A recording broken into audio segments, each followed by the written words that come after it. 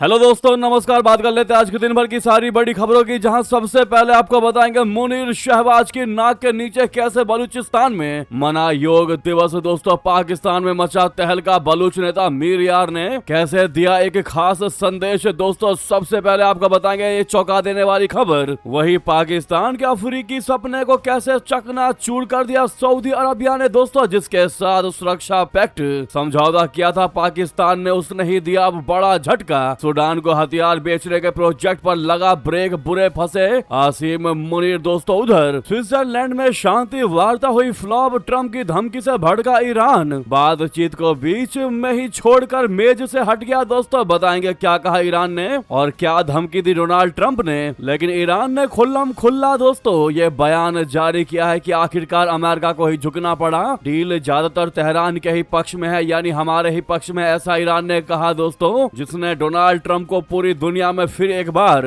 Expose कर दिया है। साथ ही साथ आपको बताएंगे इधर अमेरिका ईरान डील पर चर्चा, उधर इजराइल ने दक्षिणी गाजा में कर दी बड़ी एयर स्ट्राइक। वहीं आपको बताएंगे क्या ब्रिटिश पीएम कीर स्टारमर आज इस्तीफा देंगे। एक से बेहतरीन खबर आपको बताने वाले हैं। दोस्तों, बस आप वीडियो के अंत तक बने रहिएगा। और खबरों में आगे बढ़ने से पहले अगर आप भी अपने देश भारत के संप्रभुता अखंडता का पुरजोर समर्थन करते हैं और मानते हैं कि पाकिस्तान को अपने मुद्दों पर ध्यान देना चाहिए, भारत के अंदरूनी मामलों में दखल नहीं देना चाहिए, तो इस वीडियो को लाइक करके चैनल को सब्सक्राइब करके बेल आइकन दबा के कमेंट में जय हिंद अवश्य कह दीजिएगा। दोस्तों, बात करते हैं पहली सबसे बड़ी चौंका देने वाली खबर की, जहां दुनिया भर में कल यानी 21 जून को योग दिवस मनाया गया। पाकिस्तान के बलूचिस्तान में भी योग दिवस पर उत्साह दिखा। दोस्तों, बलूचिस्तान को पाकिस्तान से अलग देश बनाने के हामी बलूच नेता मीर यार ने वीडियो जारी करते हुए योग दिवस का संदेश दिया। दोस्तों, मीर ने कहा है कि बलूचिस्तान गणराज्य की ओर से अंतर्राष्ट्रीय योग दिवस पर संदेश और बधाई देते हैं। मीर हर साल योग दिवस पर मैसेज जारी करते हैं। जी हाँ दोस्तों, मीर ने लिखा कि बलूचिस्तान गणराज्य अंतर्राष्ट्रीय योग दिवस के अवसर पर दुनिया भर के लोगों को हार्दिक बधाई और शुभकामनाएं देता है। हम इस सदाबहार अभ्यास को मनाने में वैश्विक समुदाय के साथ शामिल हैं, जो शारीरिक स्वास्थ्य, मानसिक सामंजस्य और आध्यात्मिक संतुलन को बढ़ावा देता है। मीर ने आगे कहा कि योग मानवता के लिए एक सार्वभौमिक उपहार है जो सीमाओं, संस्कृतियों और परंपराओं से परे है। इसे तनाव कम करने, अनुशासन बढ़ाने और संतुलित जीवन शैली को प्रोत्साहित करने के लिए मान्यता प्राप्त है। तेजी से भागती दुनिया में योग शरीर और मन के बीच एक सेतु का काम करता है और लोगों के बीच शांति और समझ में योगदान देता है। मीर ने बलूचिस्तान में योग की लोकप्रियता बढ़ने की बात कही है। उन्होंने कहा कि बलूचिस्तान गणराज्य में योग को समाज के सभी वर्णों में स्वीकार्यता और मान्यता मिली है। जीवन के हर क्षेत्र के लोग, छात्र, पेशेवर, महिलाएं, बुजुर्ग, एथलीट और समुदाय के सदस्य योग गतिविधियों में सक्रिय रूप से भाग ले रहे हैं और इसके लाभों को अपना रहे हैं। जैसा कि मीर यार बलोच का आप ये ट्वीट देख पा रहे होंगे। दोस्तों, जिनको नहीं पता मीर यार बलोच कौन है, उनको बता दे। बलूच लीडर मीर यार सोशल मीडिया पर काफी एक्टिव है। वो पाकिस्तान से बलूचिस्तान की आजादी की बात करते हैं कि हम बलूचिस्तान को अलग राष्ट्र, अलग देश बनाकर रहेंगे, पाकिस्तान के साथ बिल्कुल भी नहीं रहेंगे। वो संयुक्त राष्ट्र से बलूचिस्तान को अलग करके अलग मुल्क के तौर पर पहचान देने के लिए बैठक बुलाने की अपील कर चुके हैं। मीर यार बलोच ने भारत से भी कई मौकों पर बलूचों के लिए समर्थन मांगा है। दोस्तों, मीर यार बलोच एक लेखक, स्वतंत्र पत्रकार और मानवाधिकार कार्यकर्ता है जो आजाद बलूचिस्तान आंदोलन का प्रतिनिधित्व कर रहे हैं। वो पाकिस्तानी आर्मी और सरकार पर आक्रामक रहे हैं, जबकि भारत के लिए उनका रुख हमेशा से नरम रहा है। हालांकि वो जमीन से ज्यादा सोशल मीडिया पर दिखाई देते हैं। दोस्तों, उनका मानना है कि भारत उनकी मदद करे बलूचिस्तान को पाकिस्तान से अलग करवाने में, और वो लगातार भारत समर्थित बयानबाजी करते रहते हैं। दोस्तों, ऐसे में उस योग से जिससे पाकिस्तान चिढ़ता है, जिससे पाकिस्तान का खून खौलता है, दोस्तों, अब उस योग को लेकर बलूचिस्तान के इस लीडर का, इस बड़े नेता का ये बयान देना योग को लेकर, जिसने खड़े खड़े शहबाज और आसिम मुनीर के पैरों तले जमीन खिसकवा दी। दोस्तों, जिसने इन्हें एक बड़ा संदेश दे दिया कि बलूचिस्तान अब तुम्हारे कंट्रोल से निकल चुका है और अब एक नया राष्ट्र फॉर्म करेगा और तुम देखते रह जाओगे। जी हाँ दोस्तों, योग दिवस पर बलूच के द्वारा ये संदेश, आप इसको क्या समझते हैं दोस्तों? आपकी इस पर क्या राय है? अवश्य कमेंट करके बताइएगा। अगर आप भी मानते हैं कि योग शरीर के लिए काफी ज्यादा लाभकारी और हर किसी को करना चाहिए, तो सबसे पहले एक लाइक का बटन दबा दीजिएगा। दोस्तों, सामने लाइक का बटन है, अवश्य प्रेस कर दीजिएगा। नेक्स्ट खबर की बात करते हैं, जहां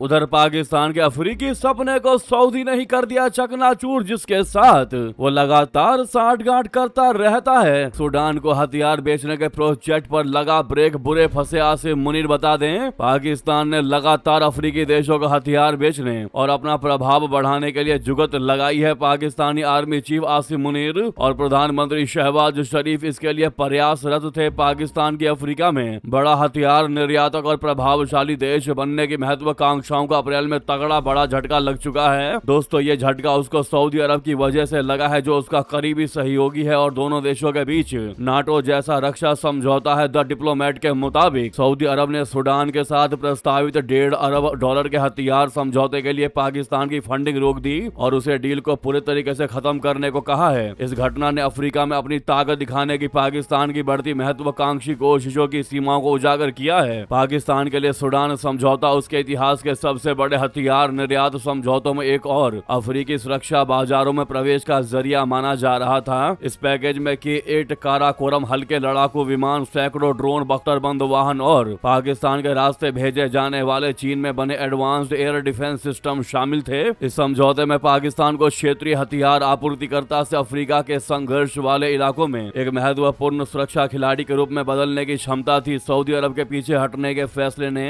यह कड़वी सच्चाई याद दिला दी है कि पाकिस्तान की भू राजनीतिक पहुंच काफी हद तक बाहरी समर्थकों पर निर्भर है।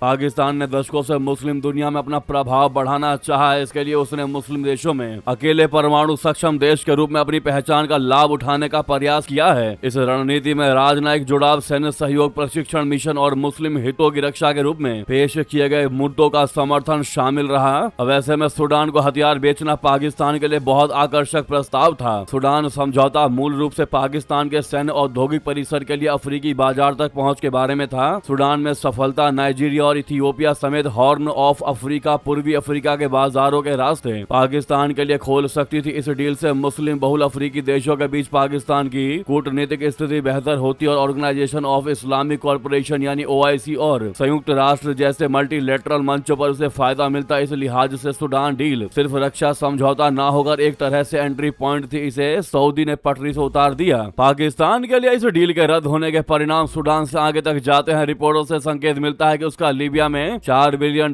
का एक और प्रस्तावित रक्षा सौदा भी खतरे में पड़ सकता है, क्योंकि सऊदी अरब अपनी अफ्रीकी गतिविधियों का पुनः मूल्यांकन कर रहा है। ऐसे में लीबिया से भी पाकिस्तान का सौदा टूट सकता है दोस्तों। और पाकिस्तान का अगर लीबिया का सौदा भी विफल हो जाता है तो आप ये मान लीजिए कि ये अफ्रीकी महाद्वीप पर खुद को एक सुरक्षा अभिनेता के रूप में स्थापित करने की इस्लामाबाद की महत्वाकांक्षा को पूरे तरीके से पटरी से उतार देगा। ये साफ तौर पर पाकिस्तान की इस्लामी एकजुटता, सैन्य निर्यात और क्षेत्रीय साझेदारियों को पूरे अफ्रीका में बदलने की चाहत को झटका होगा। जी हाँ दोस्तों, और ये झटका कोई और नहीं, खुद उसका सऊदी देगा दोस्तों, जिसके साथ उसने सुरक्षा पैक्ट पर हस्ताक्षर किए हैं। जो पैक्ट ये कहता है कि तुम पर हमला यानी हम पर हमला, हम पर हमला यानी तुम पर हमला। और आज उसी ने तगड़ा झटका दिया पाकिस्तान को। वहीं अब बात कर लेते हैं दोस्तों ईरान अमेरिका के बीच समझौते को लेकर क्या है अपडेट। दोस्तों आपको बता दें, अमेरिका और ईरान के बीच चल रही बातचीत एक बार फिर बीच में ही टूट गई है। ईरानी समाचार एजेंसी तस्नीम के मुताबिक अमेरिकी राष्ट्रपति ट्रंप द्वारा दी गई धमकियों के बाद ईरानी नेता बैठक छोड़कर बाहर निकल गए। ट्रंप ने सख्त लहजे में चेतावनी दी थी कि ईरान को लेबनान में हिजबुल्लाह की गतिविधियों और अपने प्रॉक्सी संगठनों को तुरंत रोकना होगा, वरना अमेरिका फिर से ईरान पर तगड़ा अटैक करेगा। बैठक के दौरान यह खबर आई कि ट्रंप ने ईरान को स्पष्ट चेतावनी दी है कि वो लेबनान में अशांति फैला रहे अपने गुर्गों को मिल रही फंडिंग बंद करे। ट्रंप ने कहा कि अगर ईरान ऐसा नहीं करता है तो हम उन्हें पिछले सप्ताह की ही तरह बल्कि उससे भी अधिक कठोर दंड देंगे। इस बयान से ईरानी प्रतिनिधि बेहद नाराज हो गए और तेहरान ने वार्ता को आगे बढ़ाने से साफ इनकार कर दिया। ईरान ने अमेरिका की इन धमकियों पर औपचारिक विरोध दर्ज कराया है। ईरानी पक्ष का कहना है कि ट्रंप की बयानबाजी उस समझौते की धारा 1 का गंभीर उल्लंघन है, जिसके तहत अमेरिका को धमकियां देने से बचना था। ईरान के मुख्य वार्ताकार मोहम्मद गालिबाफ ने सोशल मीडिया प्लेटफॉर्म एक्स पर ट्रंप को करारा जवाब देते हुए लिखा कि अमेरिका की ये धमकियां उसकी हताशा को दर्शाती है। उन्होंने चेतावनी दी कि हमारी सेनाएं दूसरे तरीके से जवाब देने के लिए तैयार हैं। वो कुछ भी कहें, कार्रवाई हम ही करेंगे, चाहे कुछ भी हो। अब ईरान ने स्पष्ट कर दिया है कि जब तक इजराइल लेबनान से पूरे तरीके से पीछे नहीं हट जाता और सभी मोर्चों पर युद्ध समाप्त नहीं होता, तब तक अमेरिका के साथ कोई बातचीत नहीं होगी। तेहरान को यह भी संदेह है कि वॉशिंगटन इस बातचीत का इस्तेमाल केवल इजराइल को सैन्य तैयारियों के लिए समय दिलाने के मकसद से कर रहा है। फिलहाल ईरानी वार्ताकारों ने बातचीत को बीच में रोककर अपने शीर्ष नेताओं और कतर के प्रतिनिधियों के साथ चर्चा की है और वे अब अमेरिका के जवाब का इंतजार कर रहे हैं कि अमेरिका क्या कहता है। फिलहाल ईरान ने वो बातचीत वाली मेज को छोड़ दी है दोस्तों, और इस मेज को छोड़कर वो साइड हट गए हैं। अब अमेरिका के जवाब का इंतजार किया जा रहा है कि भैया बातचीत को आगे बढ़ानी है या फिर कहो तो हम अपने अपने देश वापस जाएं, क्योंकि सारा मामला दोस्तों ट्रंप ने ही खराब किया। ट्रंप ने ही बातचीत की मेज पर ईरान को धमकी दे दी, जिसके बाद ईरान ट्रिगर हो गया। ईरान ने पहले ही कहा था कि तुम कोई भी धमकी नहीं दोगे, क्योंकि हम इतनी दूर से स्विट्जरलैंड में मीटिंग करने के लिए तुम्हारी धमकी सुनने नहीं आ रहे हैं। हम सच में शांति चाहते हैं तो शांति वार्ता करने ही आ रहे हैं। तुम्हारी धमकी हम बिल्कुल भी नहीं सुनेंगे। अगर धमकी दोगे तो ये वार्ता नहीं होगी, मतलब नहीं होगी। जी हाँ, लेकिन ट्रंप ने वही काम किया और अब ईरान शांति वार्ता की मेज से हटकर अलग साइड बैठ चुका है। अब आप ही बताइए दोस्तों, आपको क्या लगता है किसकी गलती है? कमेंट में लिखकर बताइएगा।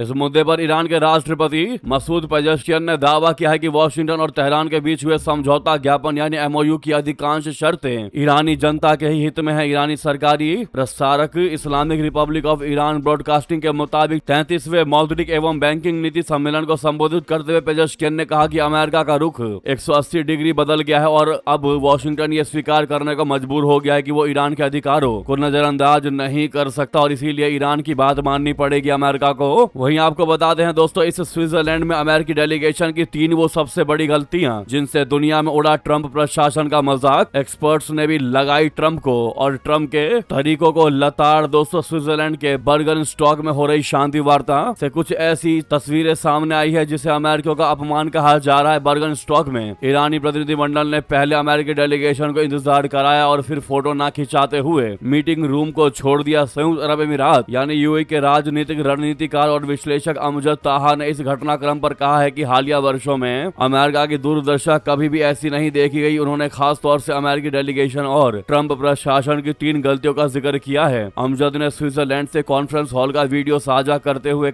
लिखा कि अमेरिकियों के साथ जो हुआ वो अपमान था। आधुनिक इतिहास में किसी ने अमेरिका को बातचीत के लिए इंतजार करने और गिड़गिड़ाने पर मजबूर नहीं किया जैसा कि इस बार हुआ। जेडी वेंस को वॉशिंगटन लौट जाना चाहिए था, क्योंकि तेहरान ने जानबूझकर ऐसा किया। ट्रंप राजनीति नहीं समझते तो कम से कम प्रोटोकॉल समझना चाहिए। वो तीनों गलती आपको बताते हैं दोस्तों। अमजद ताहा ने बताया कि अमेरिकी प्रतिनिधिमंडल ईरानियों के आने से काफी पहले हॉल के अंदर पहुंच गया। कूटनीति में जिसका पलड़ा भारी होता है वो इंतजार नहीं करता। अमेरिकी दावा करते हैं कि वो जीत रहे हैं और फिर भी सबसे पहले पहुंच गए, ये पहली गलती थी। दूसरा, प्रेस जब अंदर मौजूद थी तो बाघिर गलीबाफ नहीं आए, जबकि जेडी वेंस आ चुके थे। ये एक और गलती थी। आपने केवल इजराइल समेत अपने सहयोगियों को ही नहीं छोड़ा, बुनियादी कूटनीतिक प्रोटोकॉल को नजरअंदाज करके अमेरिका की छवि को भी कमजोर कर दिया। तीसरे गलती की बात करें तो ईरान के विदेश मंत्री सबसे आखिर में आए और उन्होंने हाथ मिलाने से इनकार कर दिया, ये जानने के लिए कि कौन आत्मविश्वास से भरा दिखा और कौन बेताब नजर आया। हमें तस्वीरों की आवश्यकता नहीं है। इन तस्वीरों ने दुनिया के लिए अपनी राय बनाना आसान कर दिया। जी हाँ दोस्तों, इन 3 गलतियों से पता चल गया कि आखिर में पलड़ा किसका भारी है। आपको बता दें 80 मिनट की इस बैठक में जेडी वेंस की तरफ अरागची ने देखा तक नहीं। दोस्तों, इससे बड़ी घनघोर बेइज्जती क्या ही होगी अमेरिका के लिए और अमेरिकी राष्ट्रपति ट्रंप के लिए, जो लगातार ये दावा करते हैं कि उनका पलड़ा भारी है या फिर अमेरिका आज भी सुपर पावर है। बेशक अमेरिका सुपर पावर होगा, लेकिन सुपर माइंडेड तो हमको नहीं दिखाई देता। दोनों देशों के प्रतिनिधिमंडल एक ही कमरे में होने के बावजूद भी एक दूसरे से पूरे तरीके से दूरी बनाए खड़े दिखाई दिए। दोस्तों, कड़वाहट इस कदर हावी थी कि ईरानी विदेश मंत्री अब्बास अरागची ने अमेरिकी उपराष्ट्रपति जेडी वेंस से हाथ मिलाना तो दूर, उनकी तरफ देखना तक मुनासिब नहीं समझा। पहली ही बैठक में दिखी इस जबरदस्त तनातनी के बाद 80 मिनट के भीतर ही मीटिंग को सस्पेंड करना पड़ गया। तो वहीं अगर जेडी वेंस के बयान की बात करें तो उन्होंने भारत पाकिस्तान को लेकर क्या कहा, बता दें। अमेरिका के उपराष्ट्रपति जेडी वेंस ने पाकिस्तान के आर्मी चीफ आसिफ मुनीर को लेकर अपनी जिंदगी का एक अहम शख्स बताया है। वेंस ने ईरान अमेरिका वार्ता में मध्यस्थता के लिए पाकिस्तानी नेतृत्व की तारीफ करते हुए कहा कि उनकी उनकी जिंदगी में दो सबसे अहम लोगों में एक भारतीय और एक पाकिस्तानी है। भारत से उनकी पत्नी आती है और पाकिस्तान से फील्ड मार्शल आसिम मुनीर आते हैं। स्विट्जरलैंड में अमेरिका ईरान कूटनीतिक बातचीत के दौरान वेंस ने अपनी पत्नी और उषा वेंस और पाकिस्तानी आर्मी चीफ आसिम मुनीर को जिंदगी के दो खास लोग बता दिया। वेंस ने कहा कि मैंने पिछले 3 महीनों में शायद ही किसी से इतनी बात की है जितनी बातचीत आसिम मुनीर से उनकी हुई है। शहबाज शरीफ और आसिम मुनीर की मौजूदगी में उन्होंने ये बात कही। दोस्तों,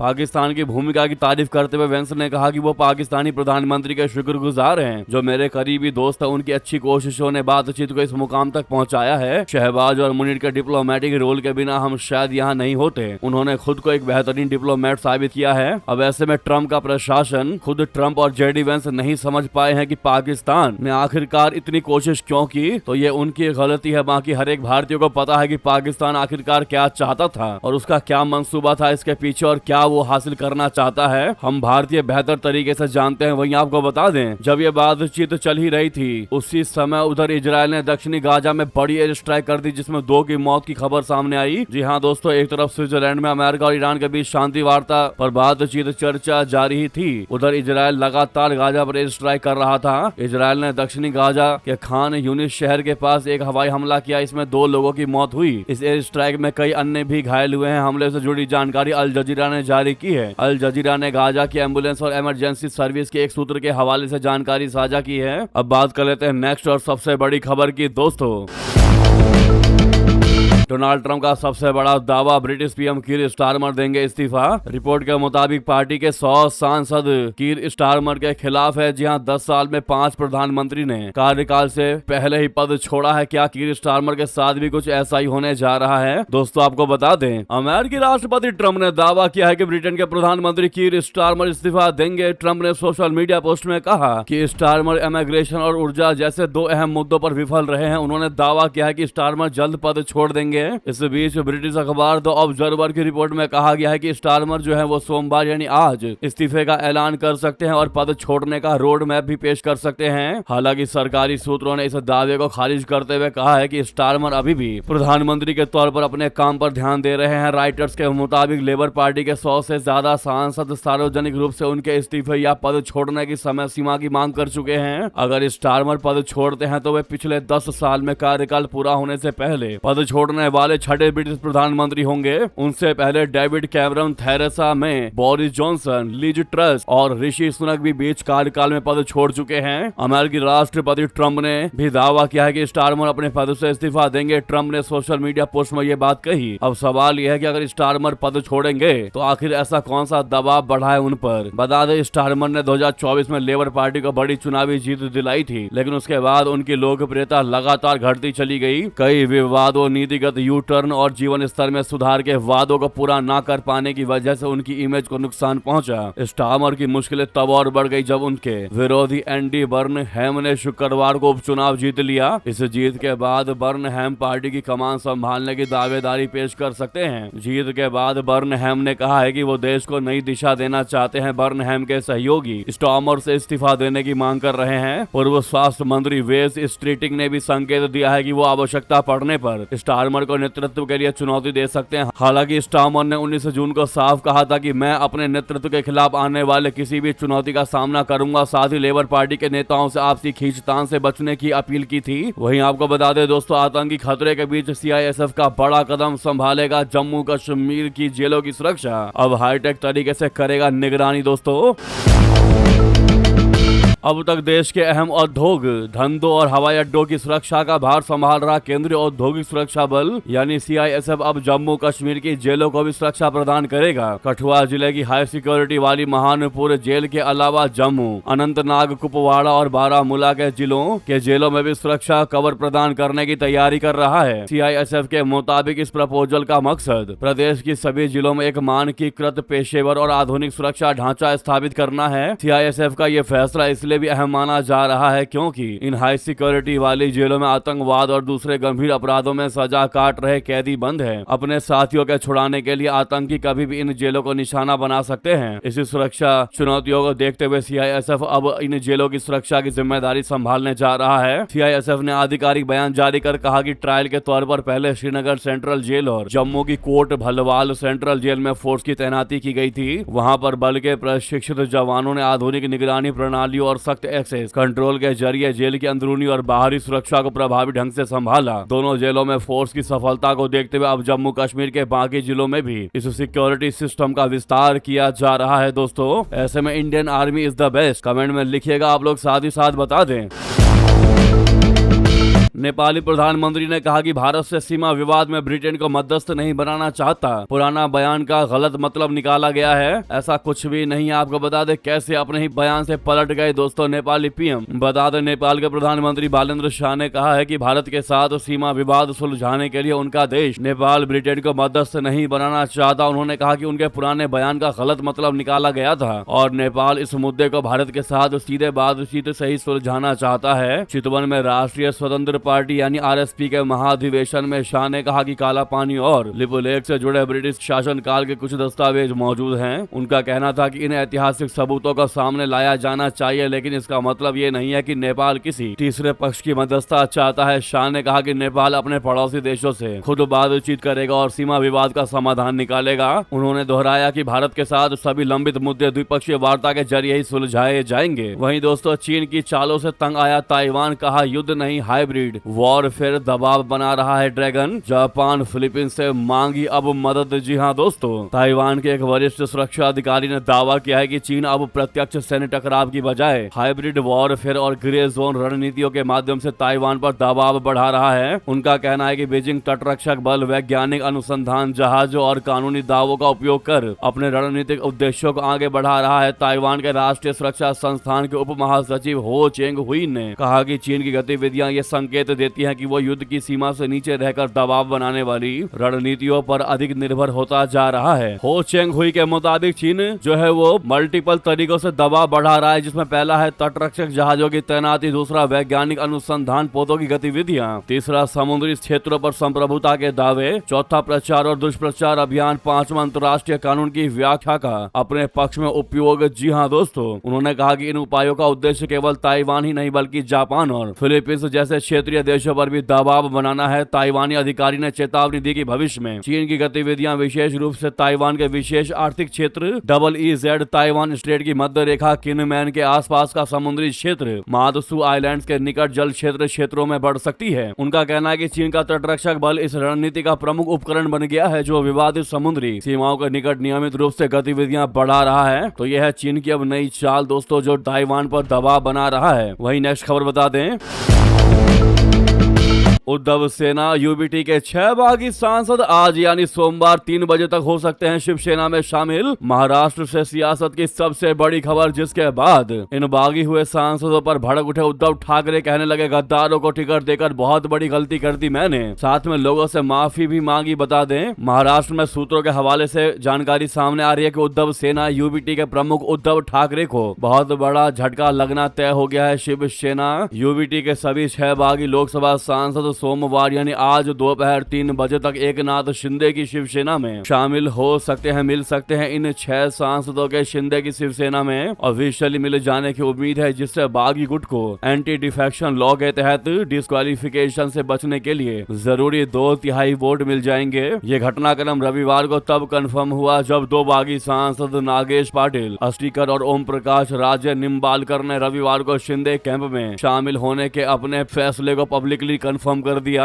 इन सब के बीच अब शिवसेना यूबीटी प्रमुख उद्धव ठाकरे ने एक रैली को संबोधित करते हुए बागी हुए नेताओं पर तीखा हमला बोला। उद्धव ठाकरे ने बागी सांसदों को गद्दार करार दिया। वहीं इस रैली में उमड़े जन सैलाब को संबोधित करते हुए कहा कि मेरे सामने सिर्फ शिव सैनिक नहीं बल्कि जलती हुई मशालें खड़ी हैं। भांडुप में बागी सांसद संजय दीना पाटिल के गढ़ में आयोजित रैली को शिवसेना यूबीटी प्रमुख ने कहा कि मैं गद्दारों और उनके आकाओं का धन्यवाद करता हूं कि उन्होंने इन मशालों को फिर से जला दिया। मैंने पार्टी स्थापना दिवस पर 2 वादा किया, अब उस पर अमल शुरू कर दिया है। उन्होंने ये भी कहा कि जिन जिन निर्वाचन क्षेत्रों में विश्वासघात हुआ है वहां पर वो खुद जाकर मतदाताओं से माफी मांगेंगे। इस पर आपकी क्या राय है दोस्तों, जरूर कमेंट करके बताइएगा। उद्धव की शिवसेना पर आपकी क्या राय है? साथ ही साथ